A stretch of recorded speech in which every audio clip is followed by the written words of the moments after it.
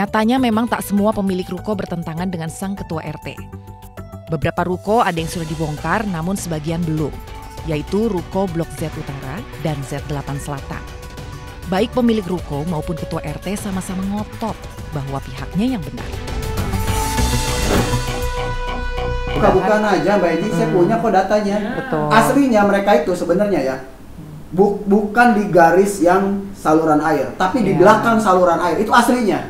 Saya punya dokumennya, sama kayak ruko saya, ada saluran air, kosong dulu buat parkir, baru ruko kan gitu kan. Tapi sekarang mereka kan dikasih dispensasi sampai kepada pinggir got aja. Itu aja masih belum mau terima, gimana sih?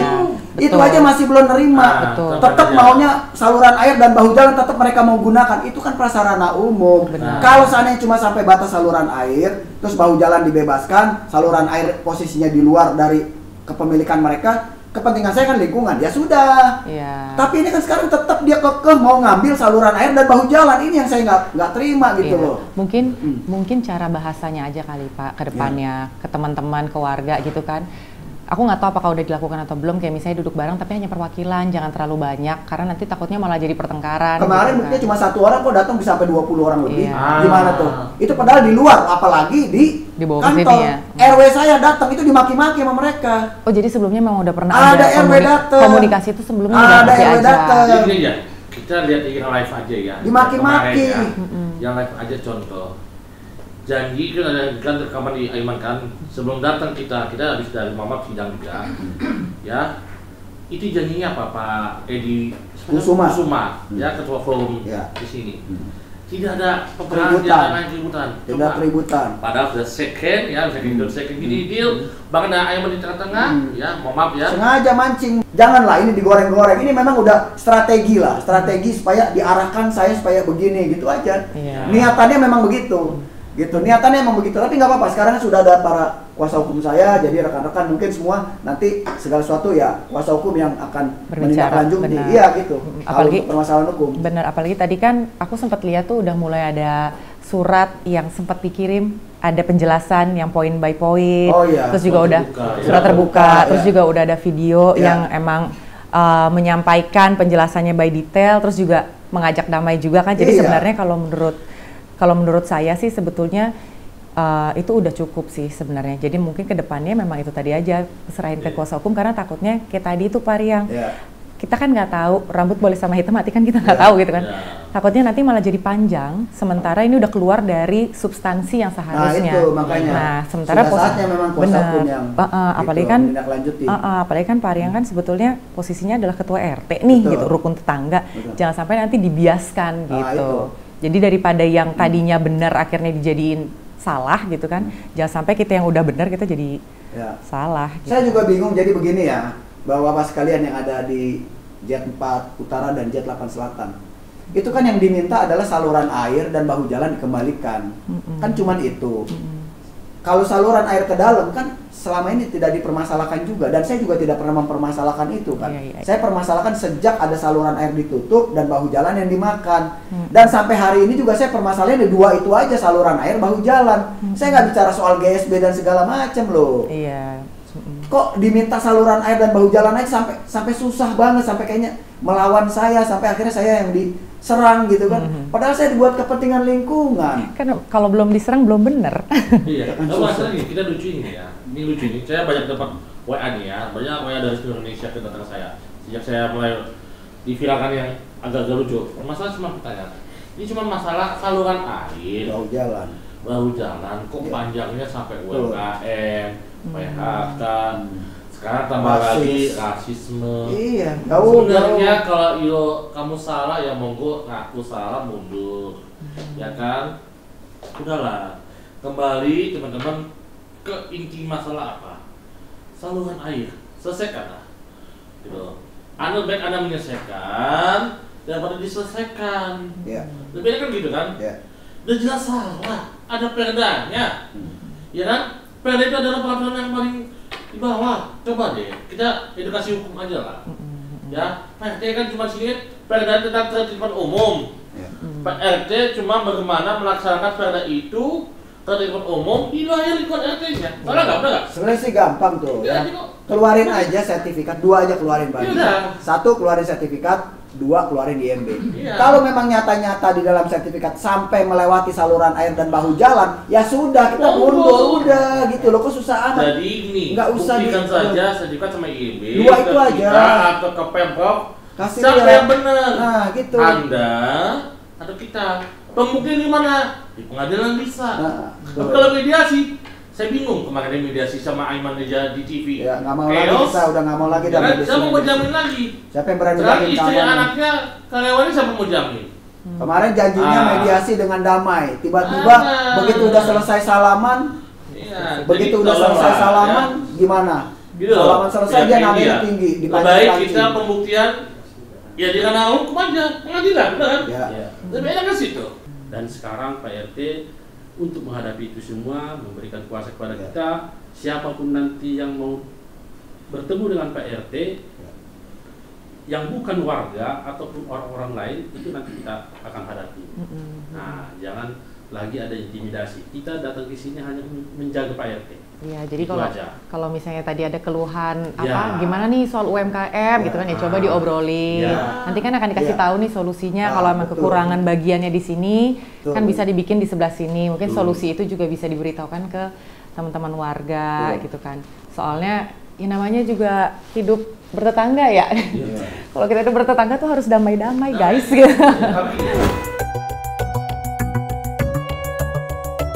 Sejalan dengan aksi yang dilakukan oleh Riang, PJ Gubernur DKI Jakarta Heru Budi meminta warga setempat untuk mengikuti aturan yang berlaku, di mana semua bangunan harus sesuai dengan peruntukannya di zonasi yang sudah ditetapkan oleh pemerintah. Heru meminta seluruh elemen masyarakat untuk berdamai dan bermusyawarah dalam menyelesaikan masalah.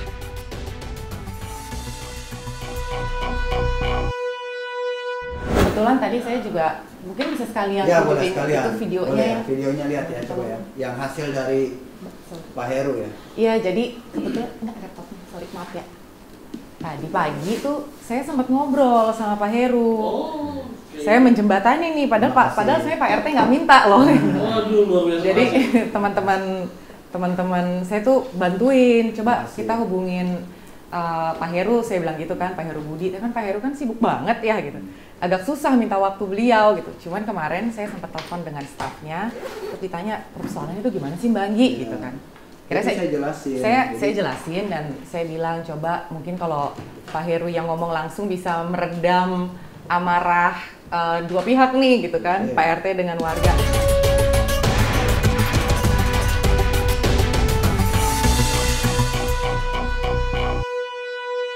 Pak Heru kemarin kan sempat ribut-ribut tuh Pak, yang ketua RT inisiatif sendiri tuh karena pembangunan ruko kan katanya makan jalan gitu kan.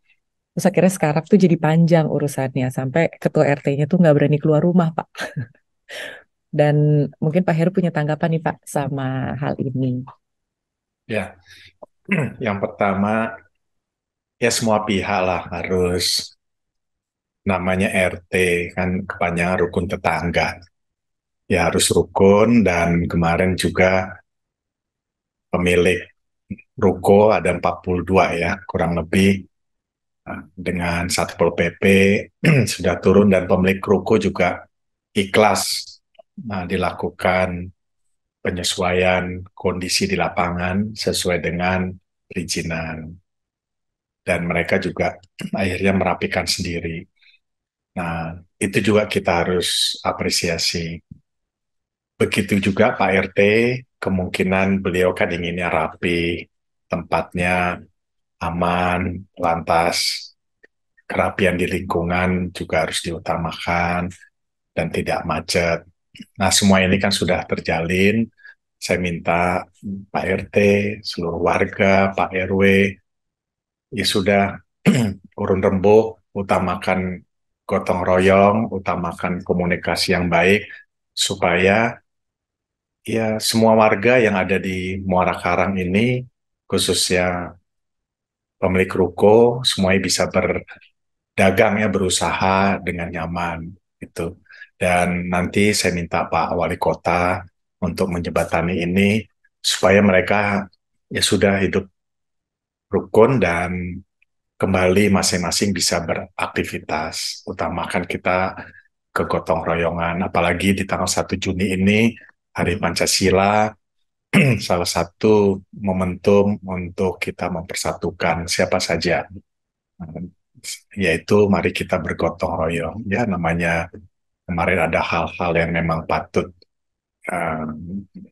Pak RT juga melaporkan itu kan mungkin ada benarnya karena Pemda harus menyesuaikan kondisi sebagaimana rencana tata ruang, rencana IMB yang ada. Dan sekali lagi saya minta kepada warga untuk rukun dan bisa berusaha berdagang dengan aman. Kami minta itu kok dari Pemda.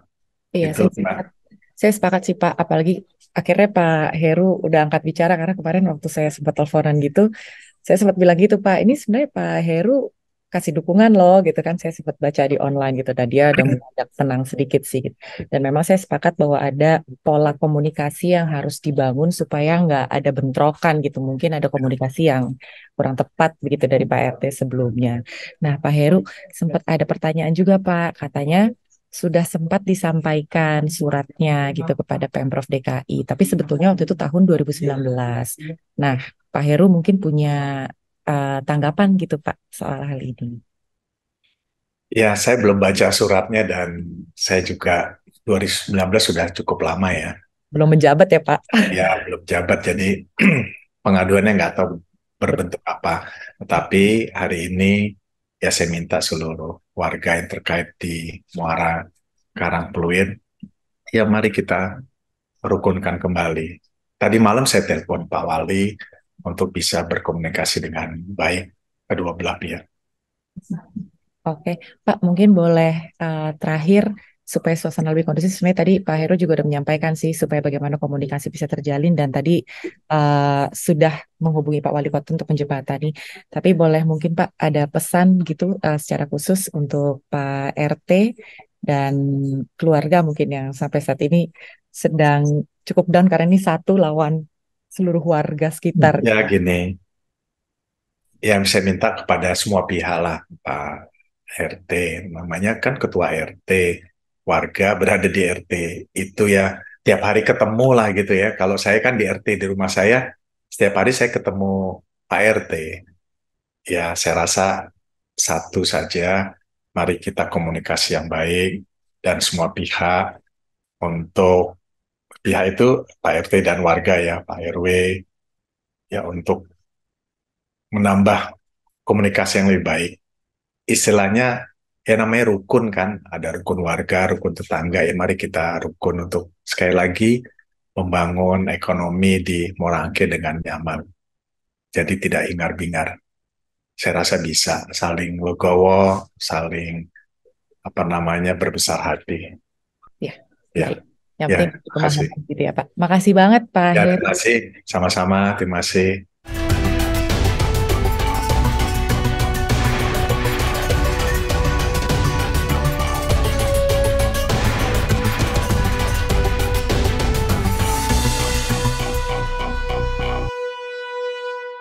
Jadi kemarin itu Mbak Anggi ya, kan ada permohonan.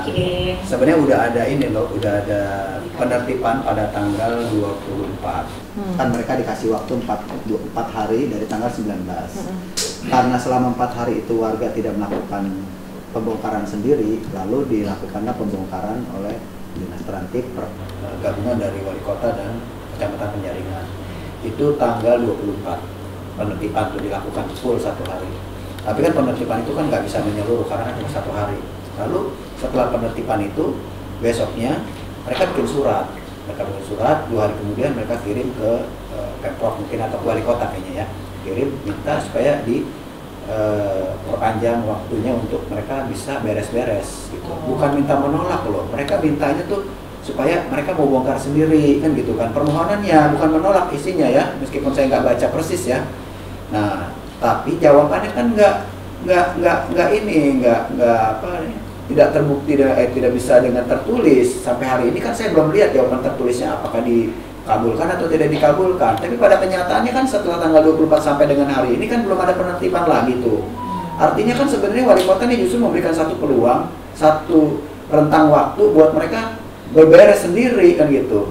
Tapi kan pada kenyataannya kita lihat dulu nih, dalam rentang waktu dari tanggal 24 sampai dengan hari ini tanggal 1 ya, apakah mereka sudah melakukan pembenahan secara mandiri? Kan itu. Kalau seandainya tidak ada, berarti untuk apa mereka mengajukan permohonan dengan surat tertulis bahwa kami minta waktu selama 1 bulan, selama 30 hari untuk kami membongkar sendiri.